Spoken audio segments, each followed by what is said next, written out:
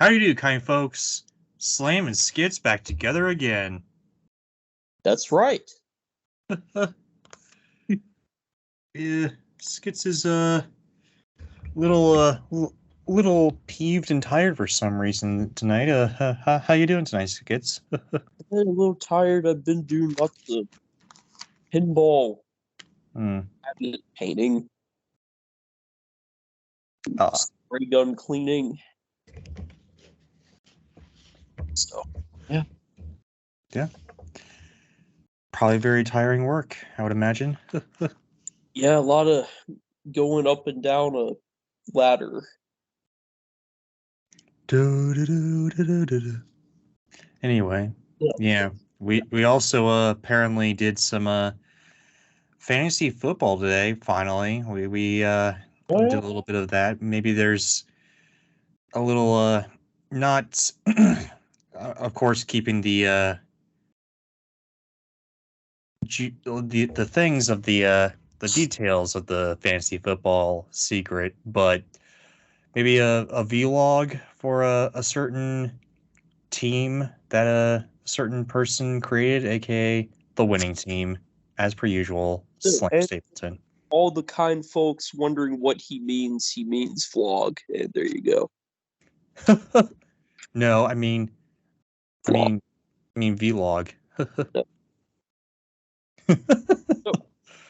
Maybe, but yeah.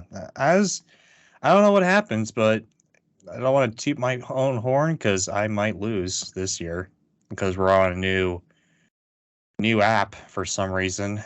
But this year, every year I've either come in first or second.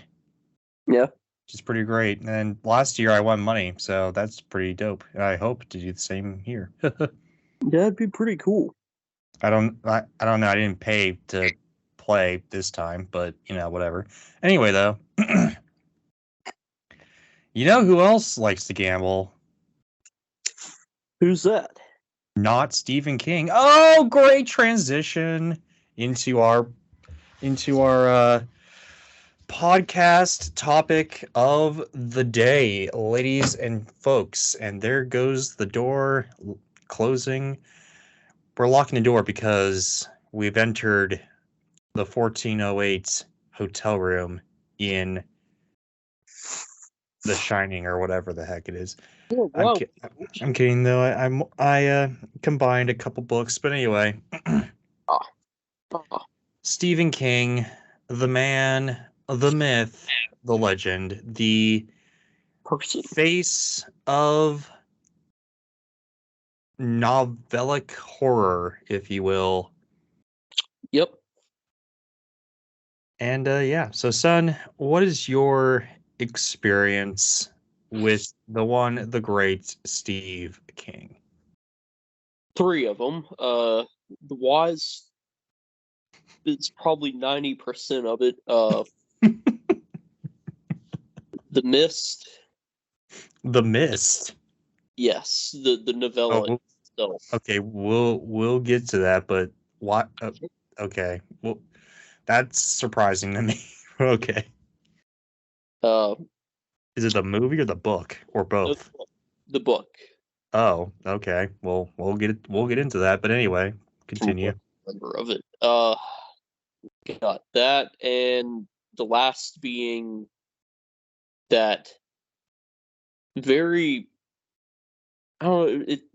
I can't remember the Langoliers. Is that the name of it? Where? Oh yes, and we'll get to that. The airport, and that one guy kept making me irritated for some reason. Scaring the little girl. Yeah. Scaring the little girl, lady. Oh yeah. We'll get to that. We'll get to that. But that's more than I thought. I remembered our I think we have a commentary on the Langoliers. If we don't, that's the only reason I know about it.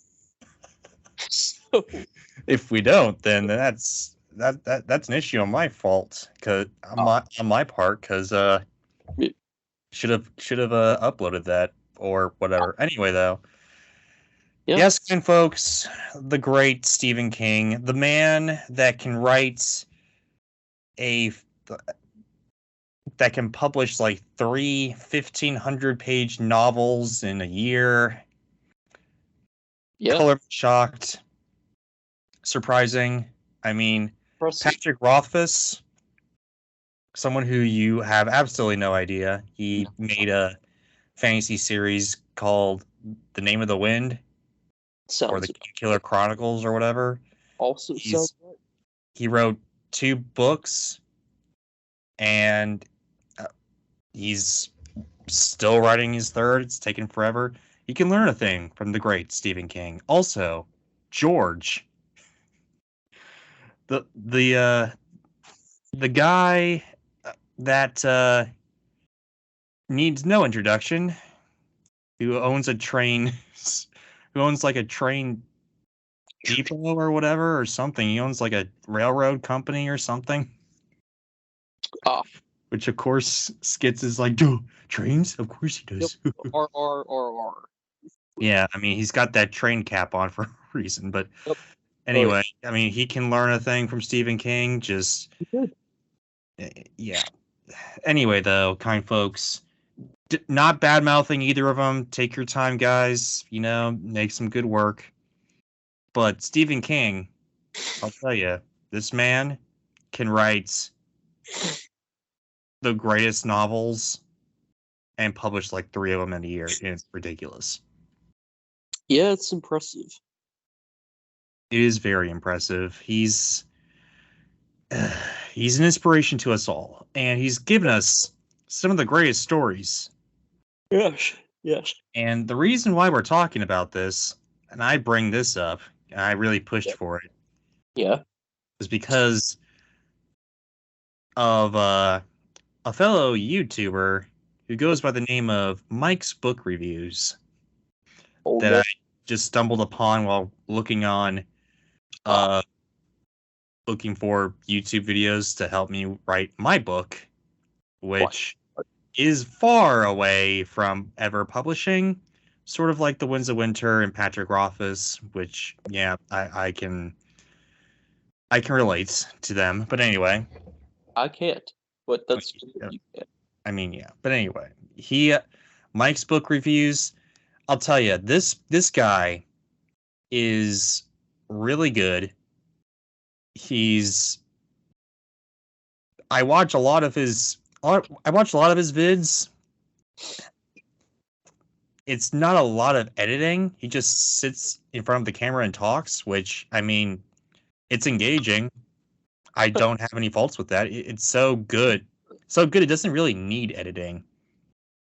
But the thing is, it's not really a caveat. It's just kind of funny.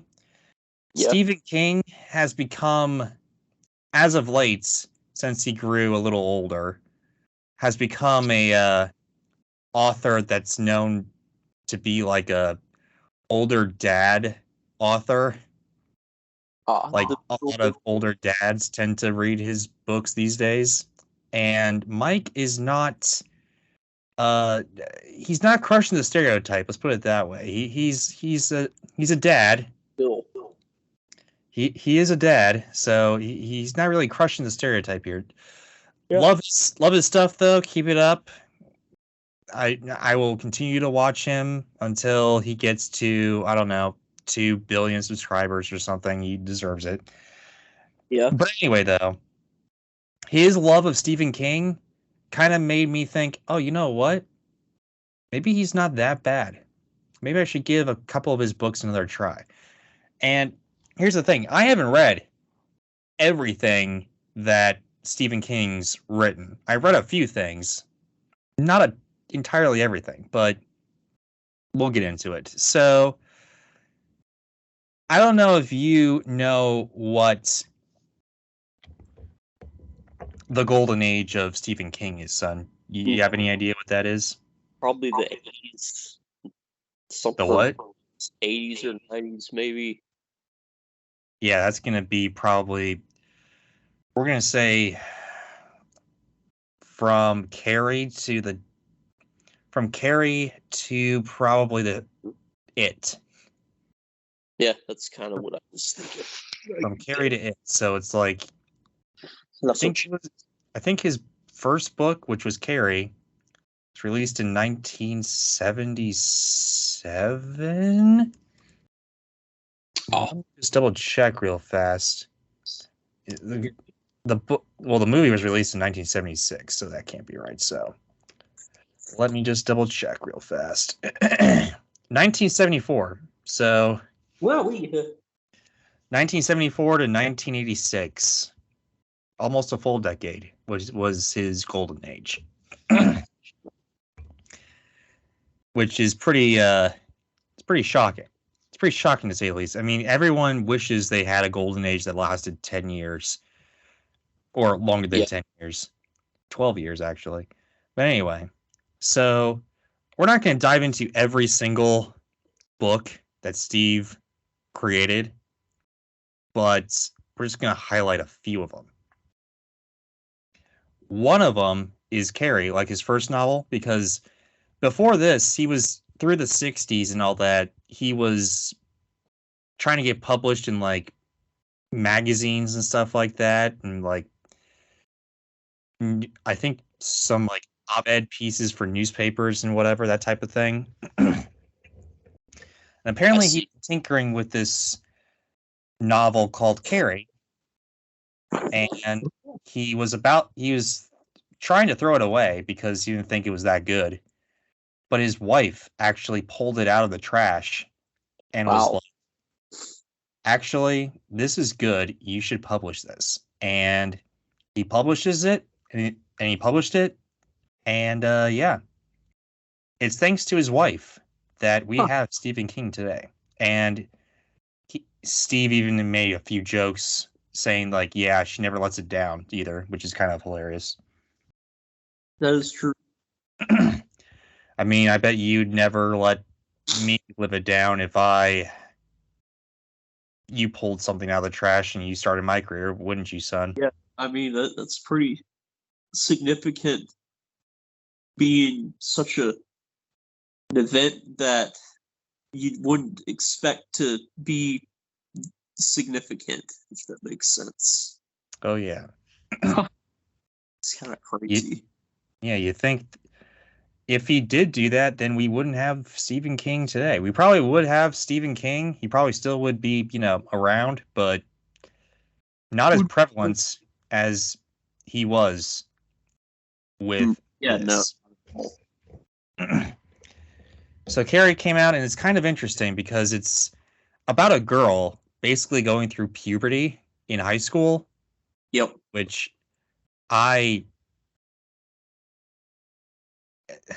it's you wouldn't think that a man would write that, but apparently he did, and it's actually, from what I'm told from others, pretty close to on par with what a lot of women tended to go through in the 70s. So I mean, there's that, I guess. I think I saw part of the film for that. Everyone's seen. I mean, yeah, everyone's seen the movie that. That cut scene of like her being all bloody and her just having all being on fire and her just trashing the prom with her telepathy or her shining wall. Gosh, golly gee. Huh. Yeah. It's pretty interesting. But anyway. But yeah, why is that? So many people ask, why is this the golden age of Stephen King? It's because we have so many great works in this, section here. I mean, we have Cujo, which is basically the evil dog book. We got Christine, which I thought you would have known. I think you would have. I never read the book or seen the film, but I know of it. Yeah, the evil car, evil car book. And here's the thing with Stephen King, he takes the mundane things and makes them scary, which is kind of interesting. Like Especially, especially with what? Like The Mist. Yeah, he made he made Mist scary. And Or the supermarket, apparently. not the supermarket, but just Mist. Anyway, though, I mean, he takes, and it kind of gets lost in translation with some of his movies, but he takes mundane, pretty realistic things and boosts them up to 11, and it's really quite fascinating the way he does it. Like with Carrie, it's puberty. Salem's Lot, he's got some vampires or whatever. The Shining, it's a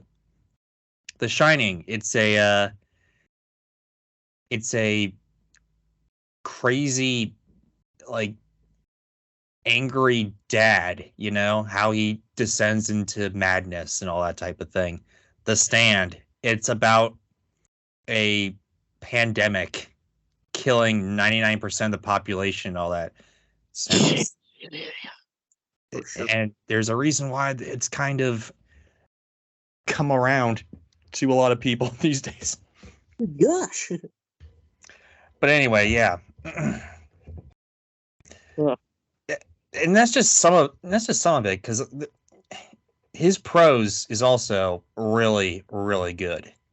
Yeah. Like a lot of it, what I like about him is that he just, again, takes the mundane things, whatever. He goes into like little things that you really wouldn't care about, but it helps, helps along with the story.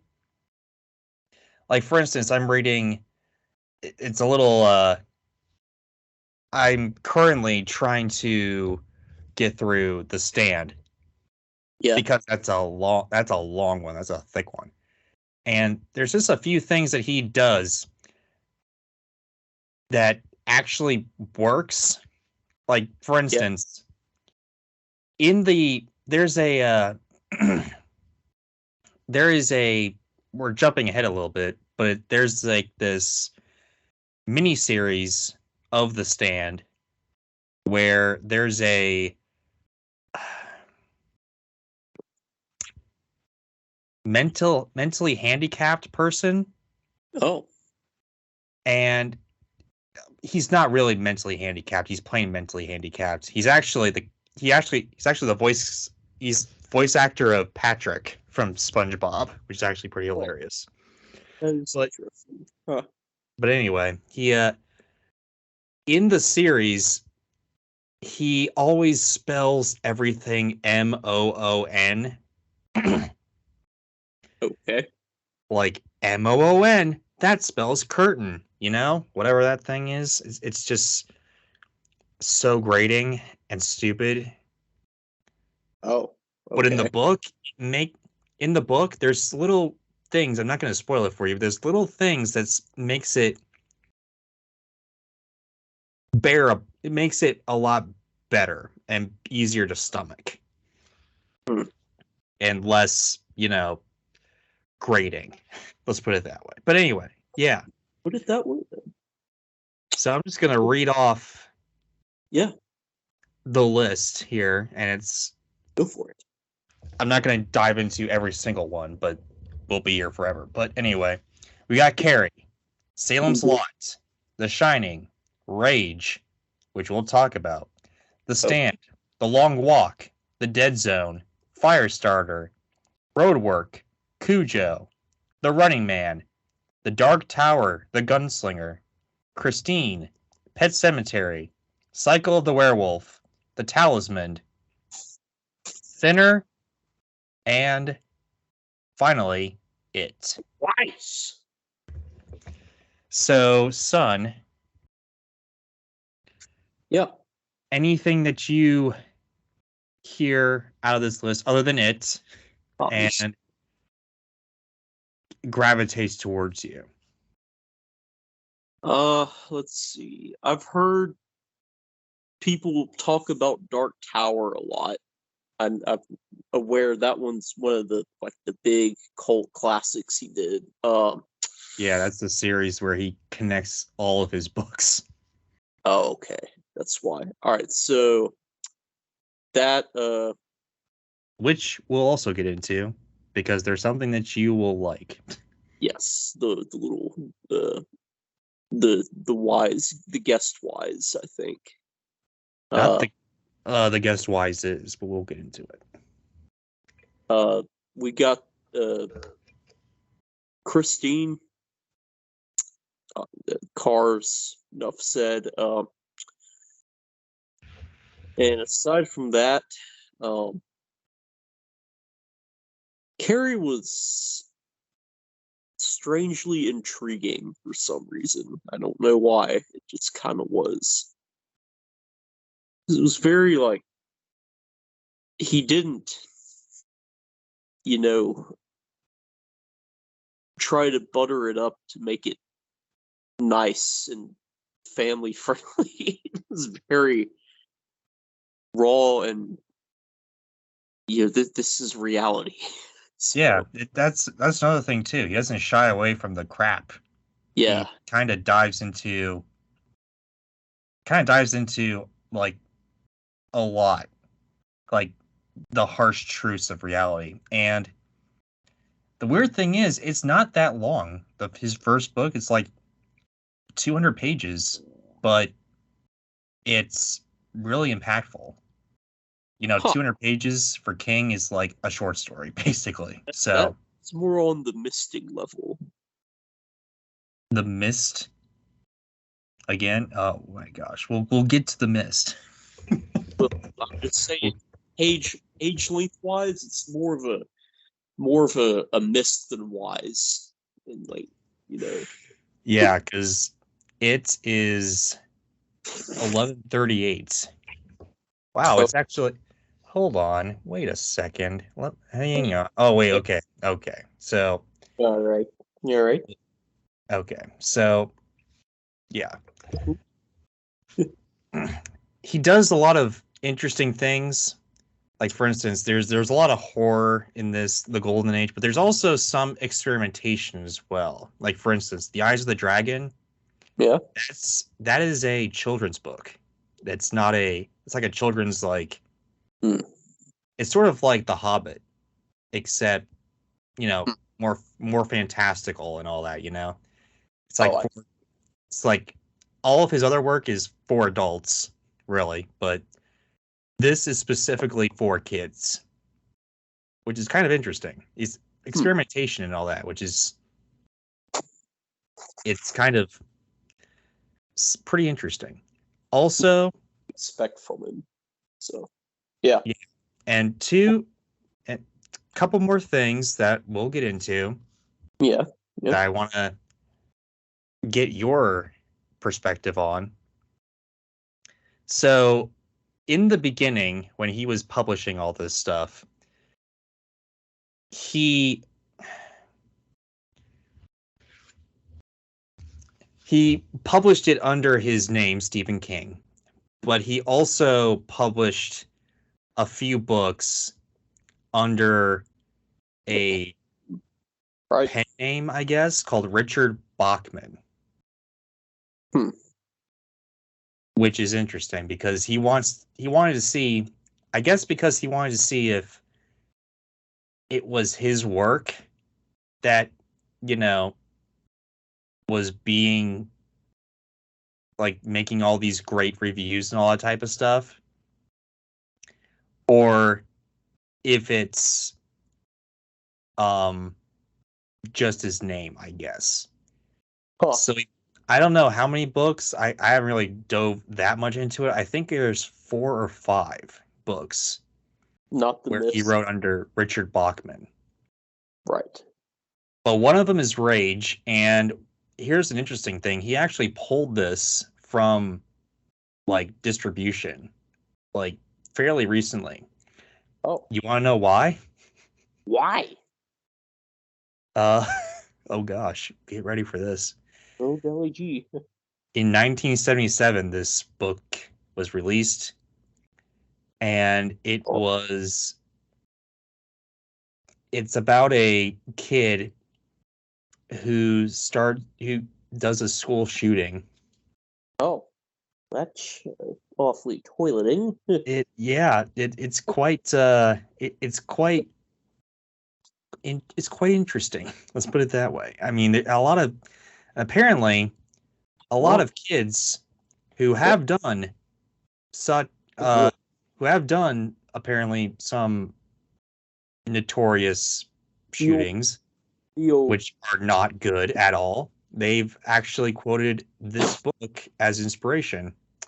Did the Columbine kids get inspired by that book? That's what I'm now curious about. What? Did the Columbine classic, if you will? We can't hear you, son. You sound like you're underwater. Did the Columbine classic get inspired by the Rage book as well? What is that? A certain school shooting. Oh, I have no idea. I just know that there's a few school shootings that there's a tie-in with that. We're not getting into that. That's a little dark, very dark for YouTube, especially. But yeah, well, I was trying to avoid shooting, but hey, we're already there now. But yeah, whatever. But we're not naming school shootings by name. I just know that they are a few of them have had this book as inspiration, apparently. And Steve was like, okay, if that's the case, then I'm going to take this book off the shelves because it's kind of become a little hectic. Which is good for him. Yeah. I don't necessarily like the whole censoring books necessarily, but I mean, yeah. if it's this bad, then yeah, I mean, it's up to you. I guess. I haven't read it personally. Me either. But I don't know. Anyway, though, what do you know? There's also a couple of funny stories behind a few of his books. Like, for instance, Pet Sematary, in his eyes, is apparently his scariest book he's ever written. Apparently there were days when he was writing this book that he couldn't even write it because it was that scary. Apparently, this book came from an idea that he had after he saved his kid from almost getting run over from a car. And it's like, how would a parent deal with the death of a kid and all that type of thing? It kind of planted a seed. Kind of planted a seed in him that kind of sprouted some really fantastic literature. Because Pet Sematary, I read the thing. It's really Cujo. He doesn't even remember writing. You know why he doesn't remember writing? Was he high? Oh yes. During the Golden Age, the reason why a lot of his books tend to be very, how should I put this? Outlandish. Yeah, that's very, very, very outlandish. The Great Wise. Yep. Oh yes. The Great Wise at that. Reason for that is because he was high off his ass the entire time. He was the entire time and all that. Like, apparently, I don't remember. I tried to structure these ages in specific ways. The Golden Age is after it. After the publication of it, I think he stopped. I know he stopped in like the very early 90s. But I don't know when exactly he started. But it was like between 1988 to 1991, somewhere around there where he stopped finally. Checked into rehab, stopped taking drugs and became clean and has been sober ever since. So good on him. Yeah, for sure. Yeah, I mean, did the drugs help though with the writing? Maybe. It's up to interpretation. I have a feeling, just based on that fact alone, that I know what he might have been on, which I won't say. It was cocaine. It was coke. Okay, so Coca-Cola. Yeah. For the algorithms. And you got to get closer to your mic, son. We can barely hear you. He drank Coca-Cola for the kind folks at YouTube. There we go. Yes. Yeah. Anyway, though, but yeah, because he was so high, he didn't even remember writing this book, which is kind of funny in hindsight. But yeah, yeah. So anyway, there's all that. There is. And let's talk about the movies or TV shows. There's not a whole lot this day and age. There is The Shining, which apparently he hates, but it's one of the cinematic classics. Yeah. I mean, basically, it's very different from the book, apparently. The Shining movie takes the basic concept that you'll find in like the dust jacket or whatever, and then just goes from there, and it's absolutely nothing like the book.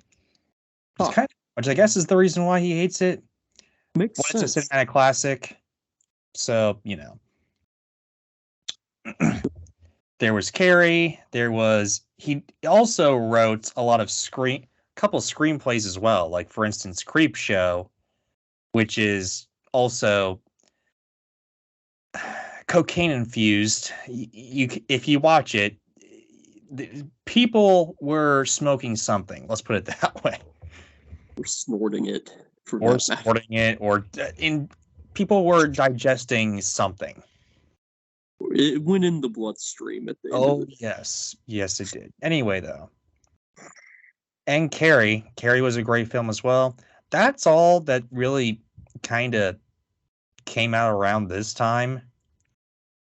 The stuff kind of picks up in the Silver Age. We'll get to that right now. Oh, okay. So, son. The Mist? No, I think that's. No. No Mist yet. No Mist yet. This is from the night. This is from what is it? Dark Tower 2, The Drawing of the Three in 1987, up until we're gonna say Dreamcatcher. Okay. So, and there's a reason for that, which we'll get into post Second Age. So, okay. And here we go. You ready to hear the list, which is actually a lot shorter? Probably because. You ready for this? Let's do it. Dark Tower 2, The Drawing of the Three, Misery, The Tommyknockers. That's a great title. Oh, we'll get to that. The Dark Half, The Stand Again. This time, we'll get to that too. The Dark Three, The Wastelands, Needful Things, which is a collection of short stories, which includes The Shawshank Redemption. This one, I think Ash something, which we'll get into as well. But anyway, Gerald's Game, Dolores Claiborne, Insomnia, Rose Madder, The Green Mile, Desperation, The Regulators, The Dark Tower 4, Wizard and Glass, Bag of Bones, The Girl Who Loved Tom Gordon, and Dreamcatcher. Okay. Anything stand out to you, son? I'm going to have to judge them by the title alone for this chunk of works. Obviously, the Tommyknockers, that is just the most amazing, hilarious title I've ever heard of. I mean, it really ranks up there with Pennywise the Dancing Clown as a title or a name for something like that. That's so funny. The Tommyknockers. Other than that, we have uh, the Bag of Bones. That sounds like it'd be pretty epic. Just because. So the Tommyknockers, yes, is actually aliens who not like they were hiding in under Earth, I guess, or something. Yeah. And they have some kind of green goo that if you put it, like if you use their green goo or something, or their green light or whatever, then they use a lot of great technology or whatever, and they make people's brains big and all that, like they're very smart, like all that type of thing. It's really bizarre, very weird. I don't anyway. So yeah, there's a terrible miniseries based on it. But where is, maybe it's a short story. I was thinking about the Langoliers. I don't know where the Langoliers were. I think it's a short story. I don't remember where it is. But anyway, so a few interesting things here. Yeah.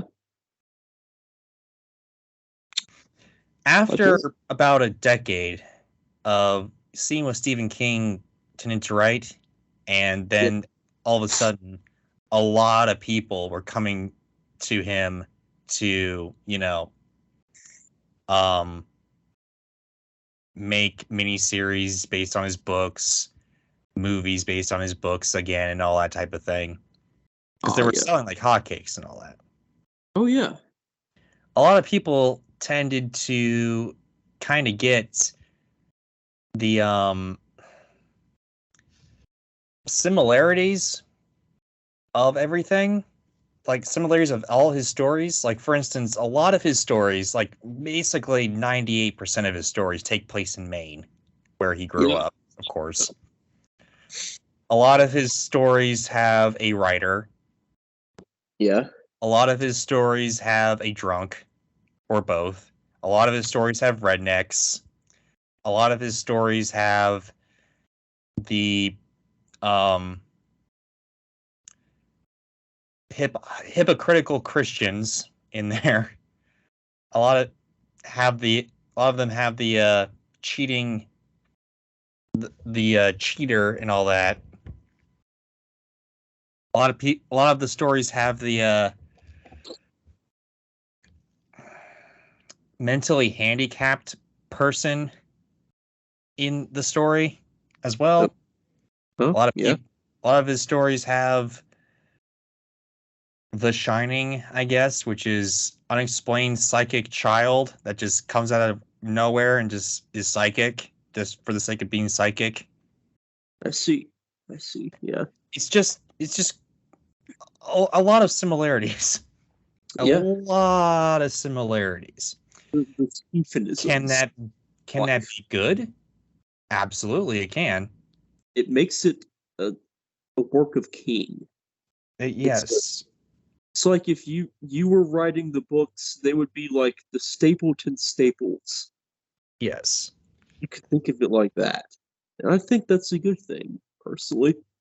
I mean, there's a reason why he can push out so many books so fast. It's because he recycles a lot.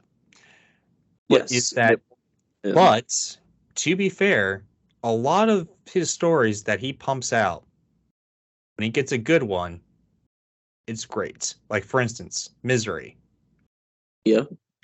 Wise as well. So Yeah. This book is loosely inspired by the backlash that he got for his children's book. Huh. And it's about this author, of course, who gets in a car wreck, and this Christian woman takes him in and makes him write like another book for his famous series that he hasn't written in a while or something. And she continually breaks his legs and all that type of thing in order for him to finish writing her version of the book and all that. Oh, It's kind of, yeah, it's stuff like that. That's actually pretty good. That's the stuff where, you know, the critical Christian or whatever, yeah. the setting taking place in Maine, that works. It works in that book. And the wise. Indeed. Yes, it does. Yes. Also, what's interesting is that he re-released The Stand, but this time he added some stuff to The Stand, which is kind of interesting. It's actually growing, and he's thinking about re-releasing The Stand again, like in our modern age, but this time he's got like a I don't know, afterlog or whatever, like a prologue, but at the end of the book. It's kind of interesting. Yeah. If he's ready for that, then I'm down for it. But that's kind of interesting. Gerald's Game. That's an interesting book about Something. Kinky sex gone wrong. It's about boy. this woman chained to a bed, Oh. and then her husband, has a heart attack, falls over and dies, and she's stuck in the bed. It sounds funny, but it's actually pretty terrifying. It's horrible. It is. Wow. The stuff he thinks about. That is something he would write. I'm not gonna lie. He would write. Write that for sure. Yeah, I mean, it's just little things like that, I mean, he thinks of the little things, and he's like, what if someone had kinky sex and just couldn't get out of it? How would this person take care of herself or whatever? It's interesting. Yeah. How about that? It's also interesting is The Green Mile. The Green Mile, huh? The Mile of Green. You know what this book's about?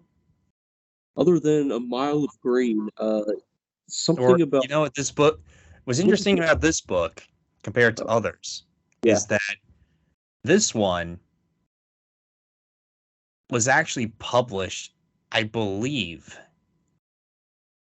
in chapters. Like every chapter, it's a long book, but every chapter apparently was published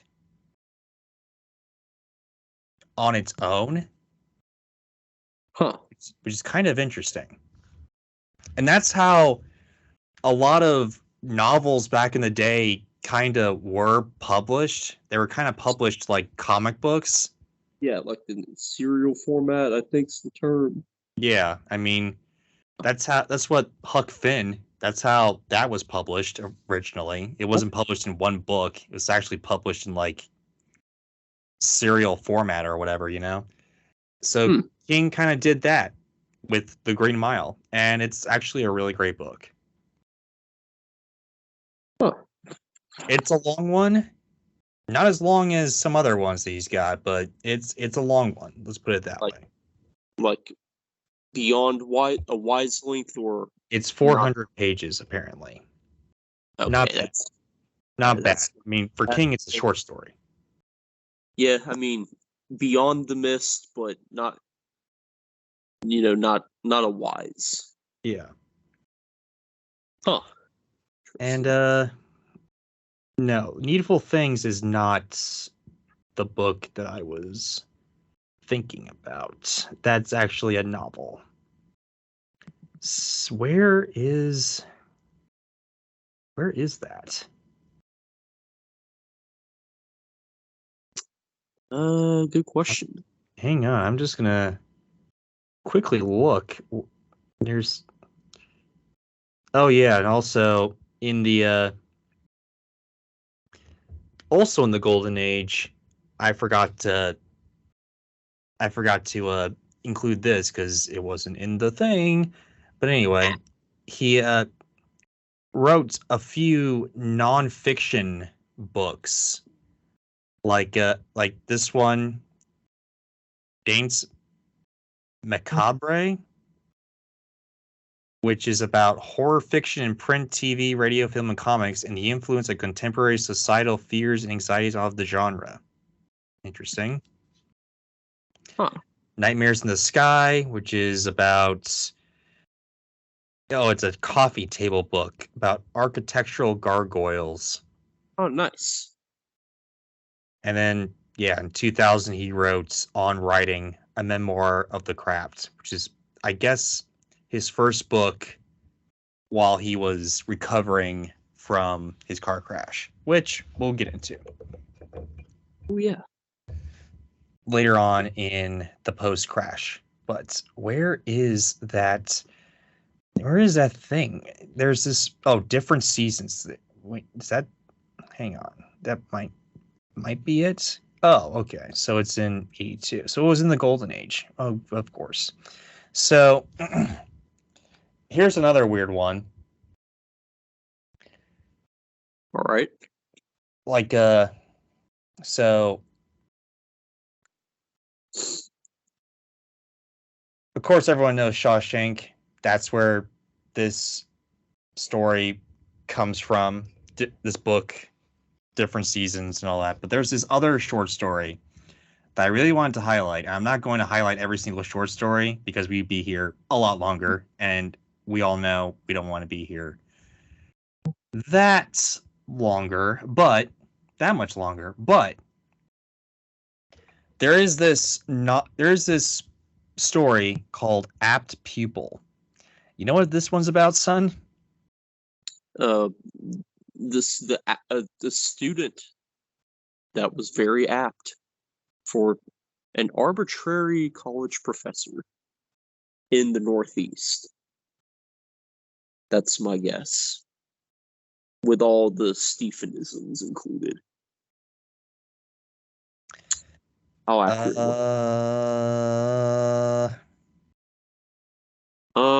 Close-ish. You are. So this story is about a Nazi survivor who is a Nazi but came to the US and has been living in the US ever since. And this kid who finds out that he was a Nazi and starts to get fascinated with his stories and him being a Nazi, like glorifying him being a Nazi. Whoops. And it actually has a good moral. It's like, if you may think I'm a monster because I'm a Nazi, but you're a real monster because you want to glorify Nazism today, you know? Huh. It's kind of interesting. Yeah. It's kind of interesting. It is. Actually. Very, very, very interesting. It's a very fascinating story to behold, if you will. Oh, yeah. I've read it, actually, because it got me curious, and I've seen the movie, and it's really quite intriguing in the best ways, not in glorifying, Nazism, but like, the dangers of doing so, which is good. Anyway, though. Let's see, what else is there? There's a few more Bachman novels and all that, and there's the last thing I'll mention here is The Girl Who Loved Tom Gordon. And this is the novel where a girl prays to this really famous, apparently Red Sox baseball player, Tom Long Gooden, and should helps her to get through her lostness in the uh-huh. woods, I think. I don't know, but I know that she prays to a baseball player, and that baseball player comes to her in like a ghost form or something. It's really bizarre. Apparently, King's a very big Red Sox fan. That makes sense. Being from Maine, Boston's probably Yeah, closest MLB team actually, as he's a far as really he's a really big baseball fan, which is not I shocking. I can that see I him as a baseball lover. yeah, I can see him wearing the baseball hat with the glove at the stadium for some Oh, reason. I bet you a He's done it. $1,000,000 that he has done that. He definitely has. He definitely has done that. Oh I would. I am 99.9999% positive that he did that. yeah. That's quite the positivity. Oh yes. Anyway, though, Yeah, man. apparently though, in 1999, I want to say Stephen King was in a car crash, and it took him a little while to recover from that Ah, and, rehabilitate himself and all that type of thing. And the reason why I mention this is because that kind of seeps into his writing as well. Like a lot of his life stuff kind of seeps into his writing and his novels and all that. And I mean, if you're publishing a so there's he wrote two books and published two books in 2001. yeah. Both of them have both of them are 620 plus pages. Wow. If you're doing Huh. that, then of course something's going to happen like that. If you're going to do that, then of course your life is going to seep into your novels if you keep on writing like that. Okay. I mean, it's Yeah, inevitable. If they're going to be for good, sure. it's inevitable. Hard to say. Yeah. So, anyway, let's go on with this. Yes. So, we're going to go to post crash and actually the Silver Age. There was a lot of miniseries Oh, yeah. like it. That's where Yep. it lands. That's where um the Langoliers, the Tommyknockers, Much better. a lot of Stephen King isms come from this age. This is where he kind of was like, okay, have at it, do what you want. I know now what I need to do. It's also the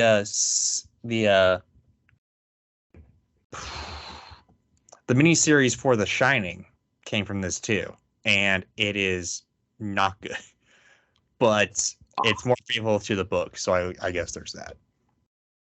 But anyway, though, Son, what do you have to say about the Second Age or the Silver Age of King here?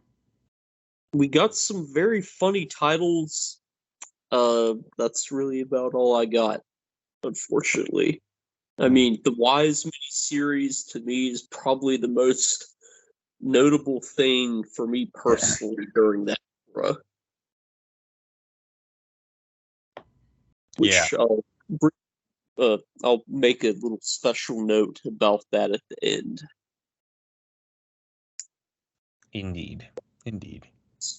So anyway, though, we enter post crash King, which I would probably, to be less morbid, I'll call it the Bronze Age, I guess, Ah, because In this age, there are a lot more sequels. And there are a lot more sequels, and there are a lot more, how do I put this? There are a lot more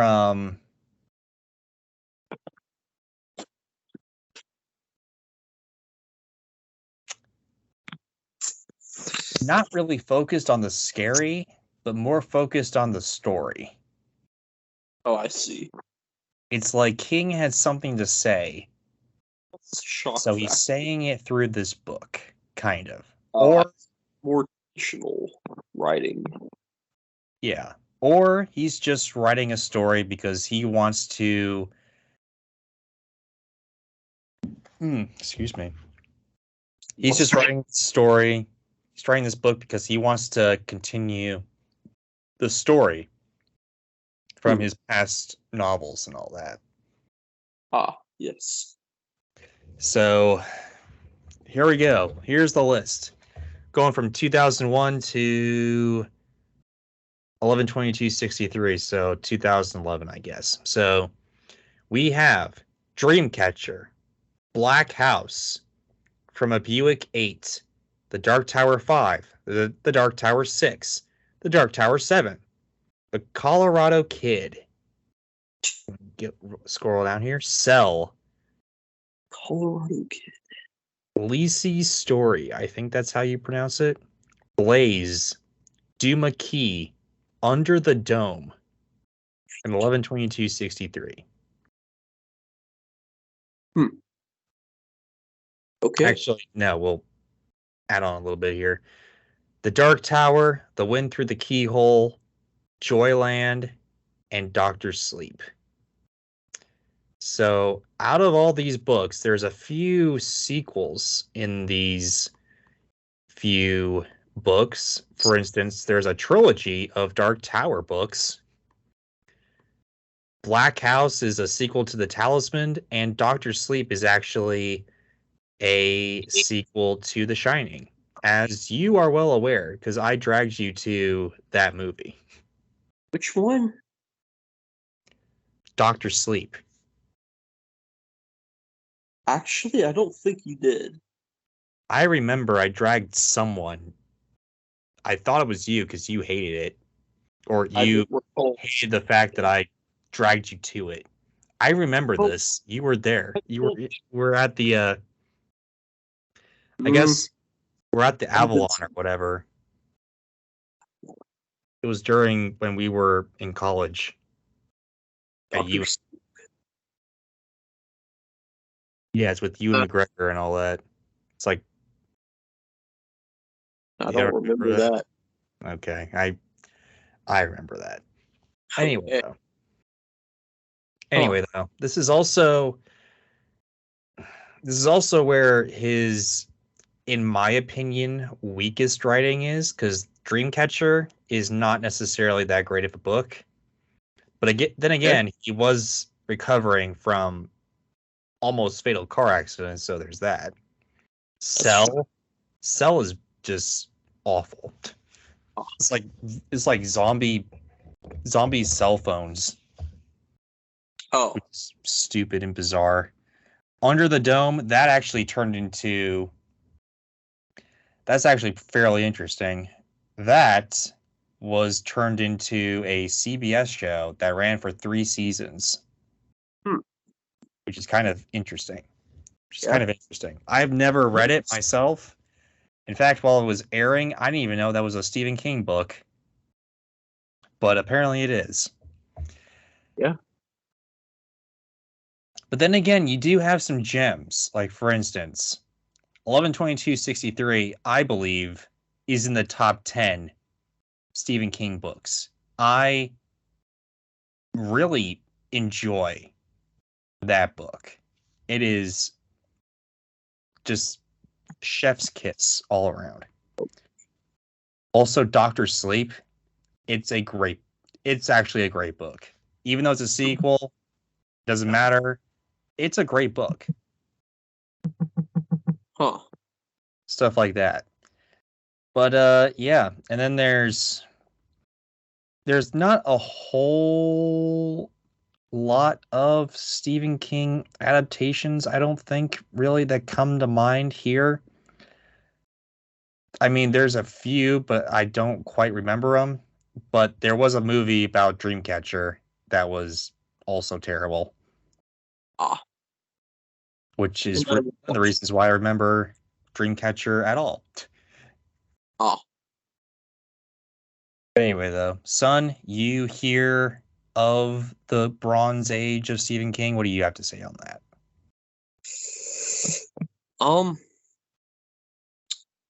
Still haven't heard anything about The Mist.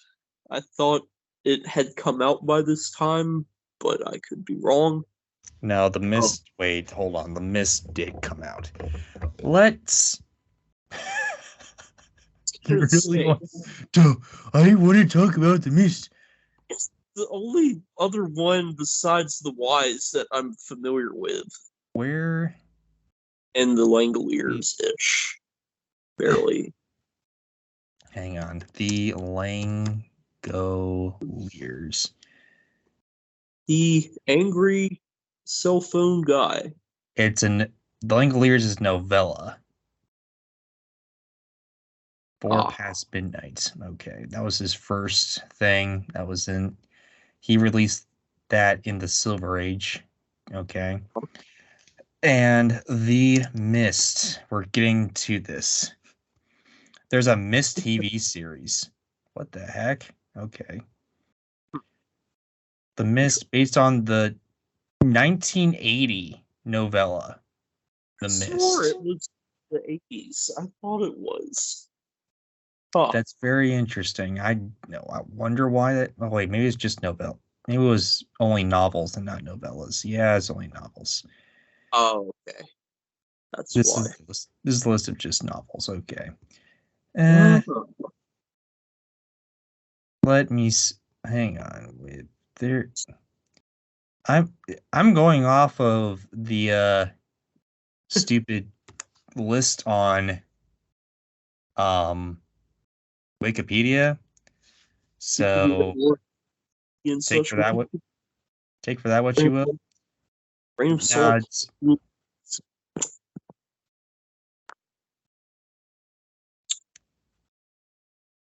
No, it's not gonna. It doesn't show up here, unfortunately. Well, what do you know? Dun dun dun dun. But yeah, there was a lot of. But yeah, The Mist is from 1980, so yes.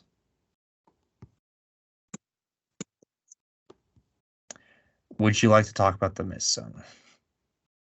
We can talk about The Mist.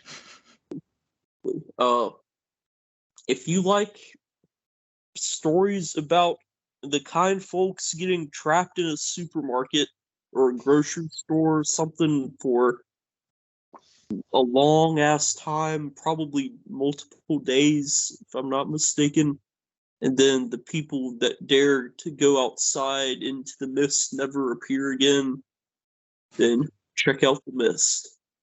And I read it for a summer reading assignment because I had to pick one book for a pleasure reading book, along with the forced to read it book that you had no choice on. The Academy. So. Indeed. Yeah. And it had a cool like green mist cover on the front cover. And that's The Mist.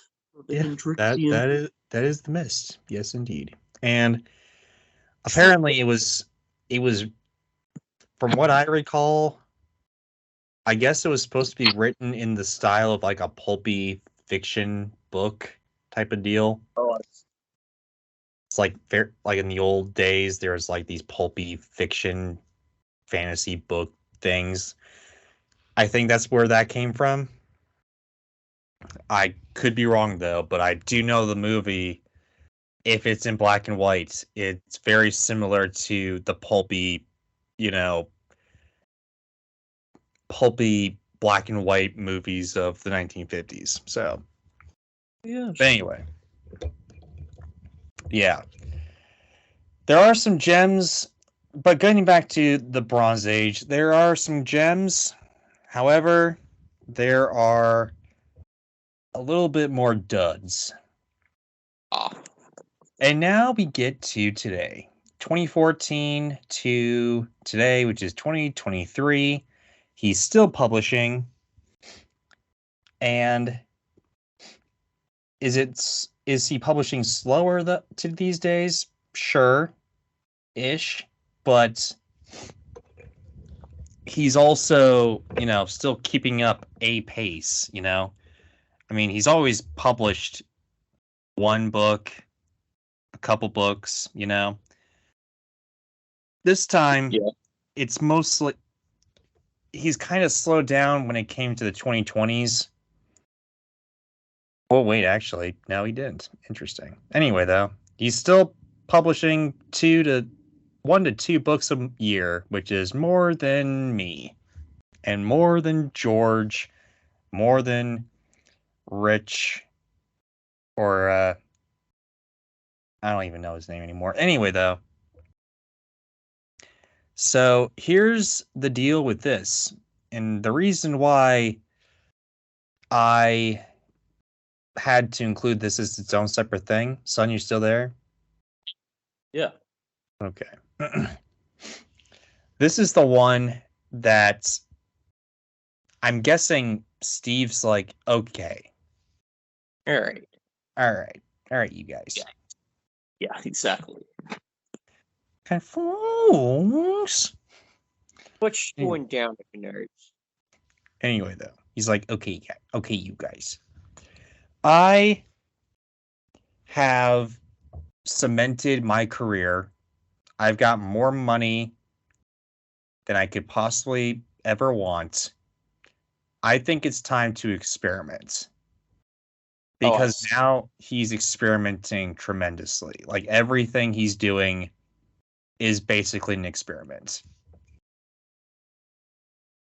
I mean, of course, he's experimented with, books and, whatever else throughout his entire life. But this is the point where every novel seems like it's something new, something completely unlike Stephen King.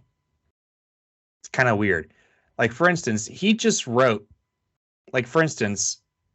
in this era, he wrote he wrote 2 trilogies. Oh, wow. It's kind of interesting. I guess they're taking place in his own little universe thing in Maine, the Maine universe. the main cinematic universe. There you go. the main cinematic, the main cinematic universe, if you will. But anyway, yeah. So, oh man, he has. I have not read these. I probably will, but I have not read these, so I have no idea who these trilogies are about, apparently. But there's the Bill Hodges trilogy that he wrote, who I have no idea who Bill Hodges is. I'm sorry, I'm behind in King. What's up with him and these random one-off hilarious names for things that he just comes up with sometimes, but not consistently? I guess it's Stephenism. Yeah, it's from the I'm guessing it's more, it might be more marketing than anything, because something that grabs your attention. What is it? You'll find out in it. And then Tommy knockers. Maker of Bag of Bones. Bag of Bones, yeah. The Tommyknockers, the Langoliers. And Mr. Hodges. I forgot Hodges' first name, but yeah. So let's just review what he's written in this thing here. So, Mr. Mercedes, Revival, Finders Keepers, End of Watch, Gwendy's Button Box, Sleeping Beauties, The Outsider, Elevation, The Institute, Later, Billy Summers, Gwendy's Final Task, Fairy Tale, and his most recent book that came out this year, Holly.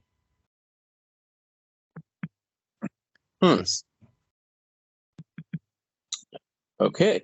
I have not heard of any of that. Actually, he wrote 3 trilogies. I didn't even, of course.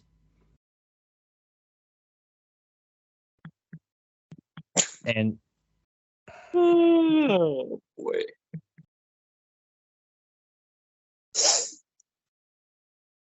Actually, I think he's making his own cinematic universe with these books because every person apparently is just swarming and like interacting with different people in these books and all that type of thing. It's kind of interesting. Anyway, though, it's a lot of these things are pretty interesting. Like, for instance, Billy Summers is just a crime novel. That's it. The Outsider is okay. That's gives me nothing. Of course, The Outsider is actually, I think it's the newest one, like the newest book to get its own adaptation into the moviedom, I think. Sleeping Beauties is actually written with his son, Owen Steve King. Jr. Oh, no, Owen King. Steve Jr. Like Owen King with the drive through the fairway. I can totally see that. It's Stephen King, the baseball fanatic. So there you go. I think he actually started a new trilogy here. I think it's starting with Holly. All I know is he needs to bring back the Wise somehow. Like, so we haven't really dove into this, but he kind of did. Oh, with the Dark Tower, yes. Where you want to know where it came from? One of those. Spoder Wise.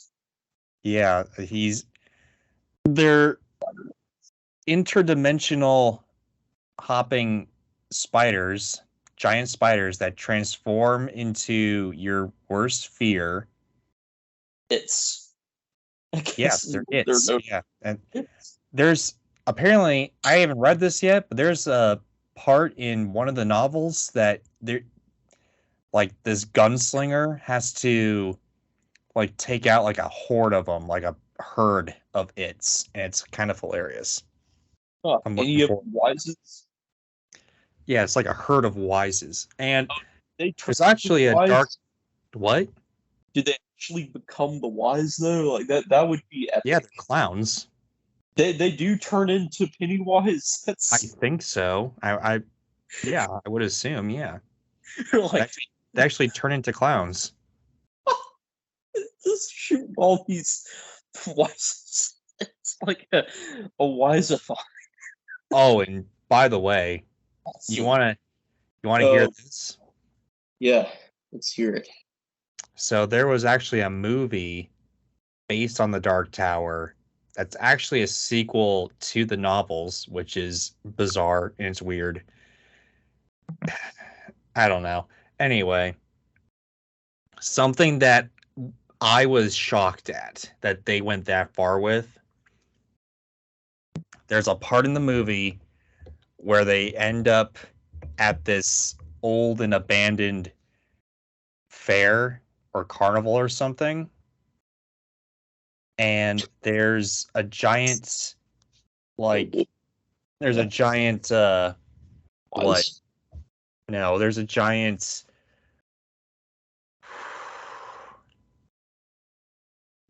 something sign. I don't know what it is. Marquee. There we go. Oh, okay. Yeah. Giant marquee that says Pennywise. Excellent. And there are a couple of, and you can see in the distance in the woods, you don't actually get to see a full-on view of him, which is unfortunate because it was, different movie distributors, of course. Warner Bros. Owned it. This Dark Tower was released by Sony, whatever. Anyway. So that, yeah. But you could see a few Pennywises walking in the woods, in the dark, in the shadow. There's like a couple of them. I was like, oh my gosh, they actually did it.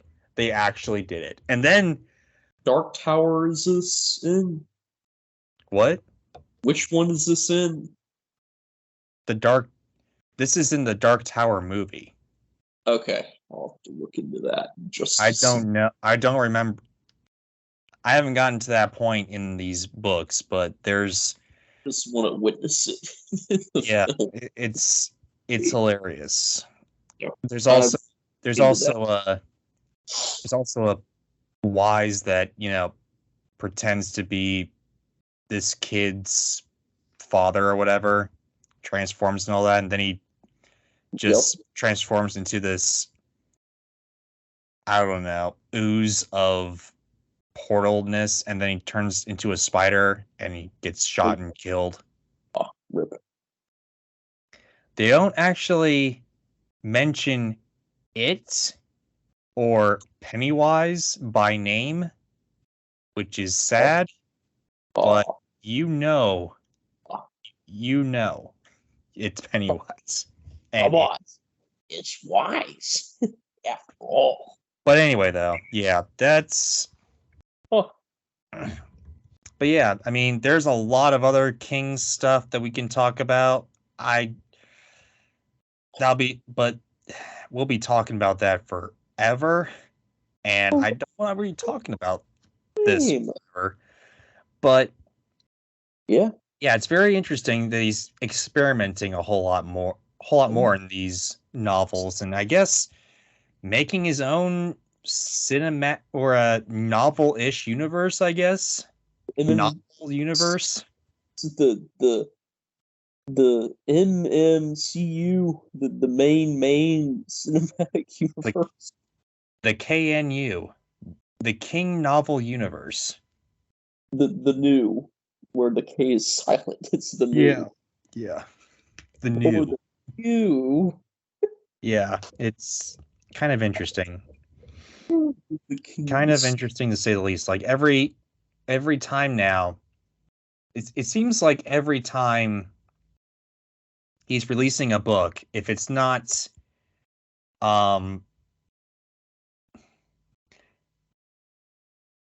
2014, if it's not written with someone, it's sort of like within this particular another trilogy of books or something else. And it's very, very interesting to say the least. Let's put it that way. And let me see here. This is maybe he has a little bit of a STEM side to him. Well, nowadays, maybe. Probably because he's thinking about things more critically now. No, maybe even all along. He's always wanting to experiment with things and, learn through trial and error and take the feedback from it. Yeah. He also... I should take that back, actually. He doesn't actually... Not every book is a trilogy or in the trilogy. Sometimes he does write standalone books. It's very, very few, but sometimes he does write a few not necessarily trilogy book thing, whatever, like fairy tale and all that. But a lot of his books these days have been trilogies or collaborations with other novelists or something completely different like fairy tale. I haven't read them yet, but I'm looking forward to it because gotta get my hands on that king, see where it is in all of his books, like find all of the Easter eggs of the wise in this book. Also, what's interesting, last but certainly not least, in 11/22/63, there is a scene where a few of the kids from it, the Dairy Squad. Yeah, not everyone, but just I think it was the fat kid. I forget who the fat kid was. Beverly. Beverly was not the fat one. I know, but the fat kid and Beverly were there. Yes. And yeah, that's basically it. There are a few interesting things too. Like there is that scene from it where I'm not gonna really talk about that, but it's kind of bizarre. But like all in all, what? Yeah, the whole wise is pretty bizarre, but it's what makes it funny. It's the last chapter that kind of makes it icky. Oh, that. We're not talking about that chapter, but the book only part. Yes, something that will never, ever, ever, ever, ever be in any adaptation because it's that insane. Not unless it was rated X. Oh yeah. Maybe maybe R, but no, not R.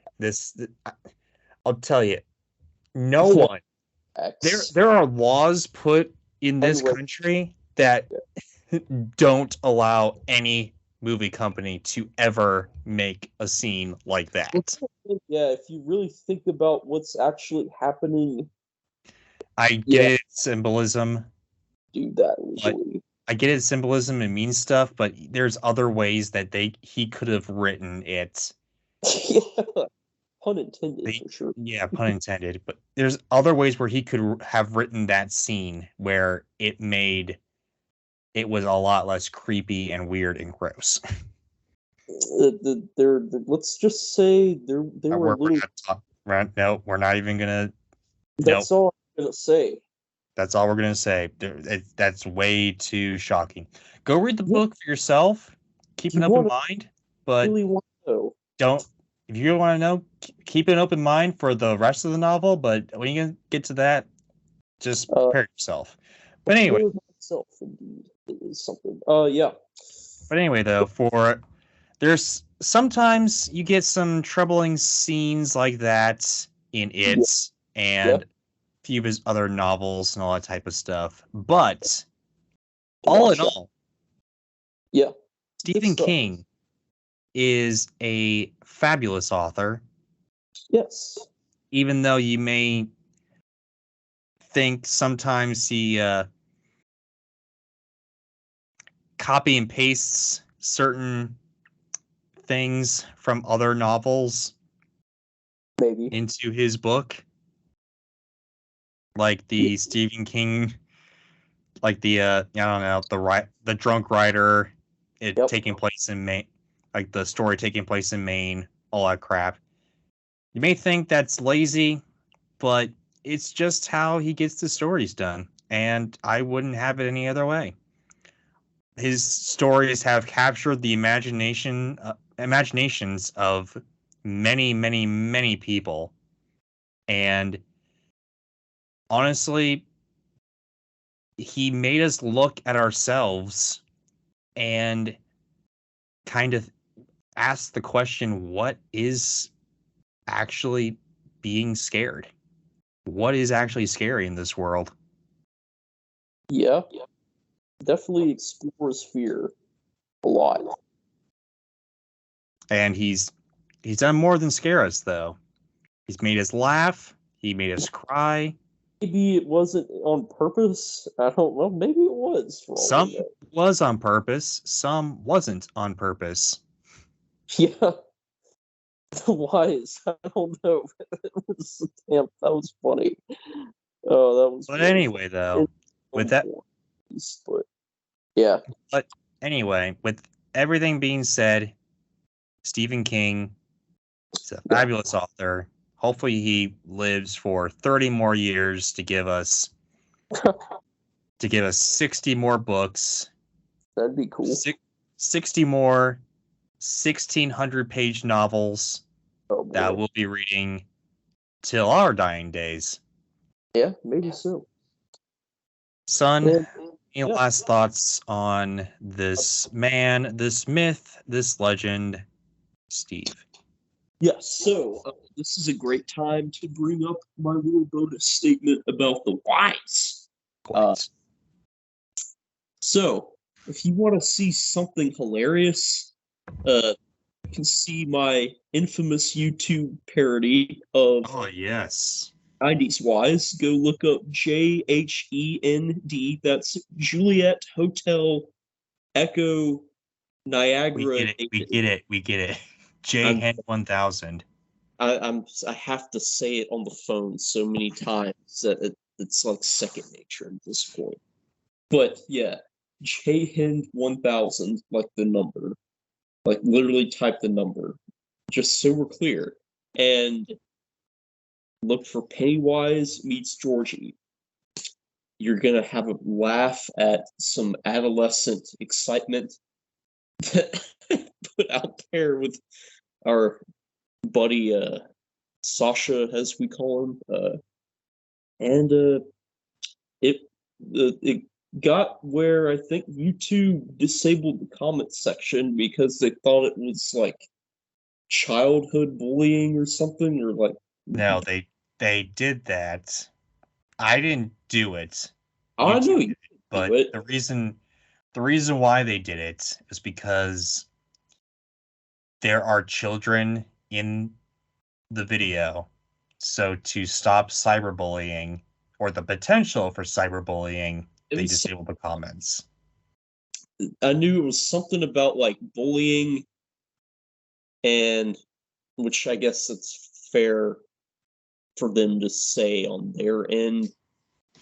To be fair, though, in reality, I thought some of those comments were hilarious. Like, fat kid meets that's we live in too woke of a society for me to say that. FAP by the pool. No. Don't even spell it. Anyway, though, continue with what you were saying there. You got stuff like that. Then I responded to one of them, and it was like, yeah, I was pretty fat back then, LOL. He started apologizing. Yeah, because you called him out. I wasn't even trying to. I thought it was funny. But there you go. If you want to see something to just look, enjoy it for what it is. You know, we made it. Get those views up. Get that money. Good fun place. You know, it wasn't supposed to be like some really high quality parody or anything with like high tech filming equipment. We were just, we were in 7th grade, I think, and we were just having some fun.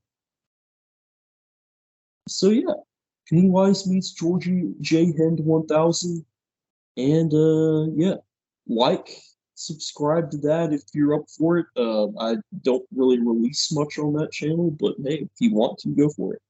I would say leave a comment, but YouTube has not allowed that anymore. So, yeah. That's about it. Nothing else about Stephen King? Yeah, other than that, The Wise is just epic. Best fictional clown of all time. Hands down. Like when I compare a clown, like the bar is the wise, forever and always. Stephen King, thank you for blessing us with the wise.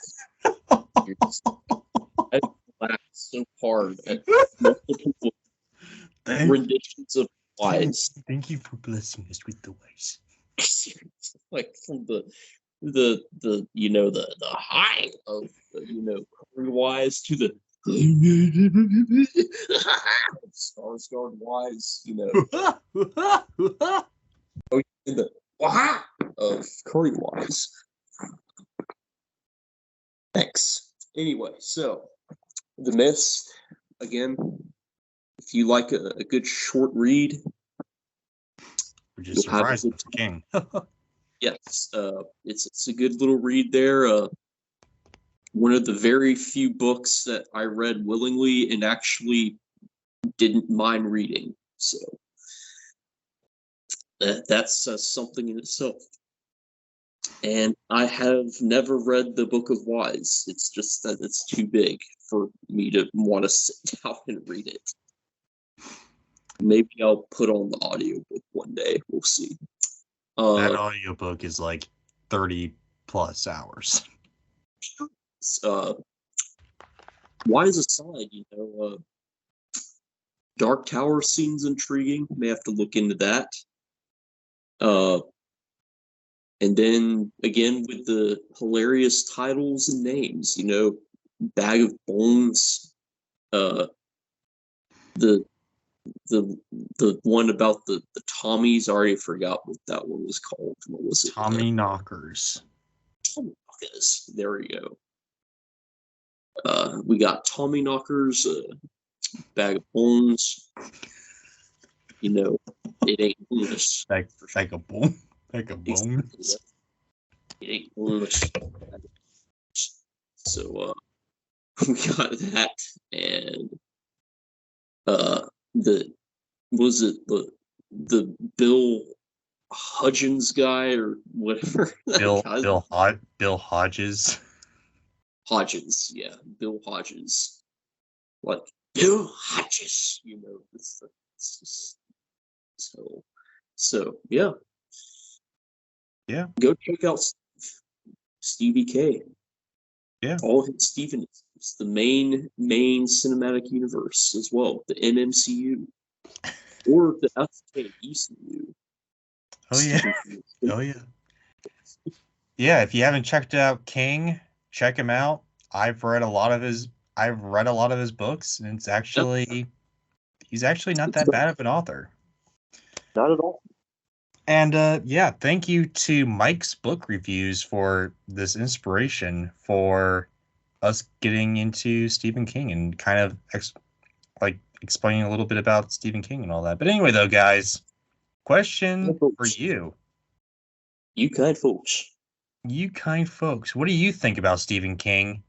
Does he rock? Does he suck? Is he only for the older dads, or is he for everybody? I would say he's for everybody. Seen him at a Red Sox game before. You've seen him at a Red Sox game before? Yes. You've seen him at a Red Sox game before? I'm asking these kind folks. Oh, I was going to say, have you seen him at a Red Sox game before? You might have. He's probably there. Hey, whenever the Red Sox are playing, he's probably there. He's probably there with his computer in hand, just typing away. For one, then writing his 7 pages a day and watching the Red Sox and all that. What do you guys think? Comment, let us know, subscribe, ring that bell. More pods come your way, and hey, take care, guys. Bye-bye.